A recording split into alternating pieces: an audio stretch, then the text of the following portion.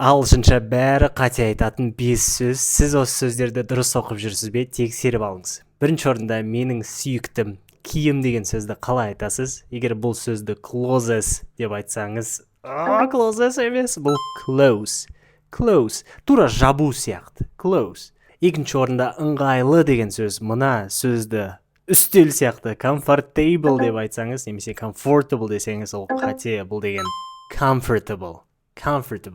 Үшінші орында бәріміз армандайтын яхта. Егер оны yacht деп оқысаңыз, олай емес, бұл yacht.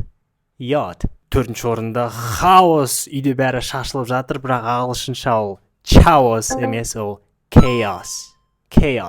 Және соңғы орында бәріміз жек көретін қарыз. Ағылшынша debt емес, бұл деген debt. Бұл сөздерді бұрын қалай оқушы едіңіз, пікірге жазыңыз, және күнде ағылшын үйрену үшін осы парақшаға тіркеліңіз.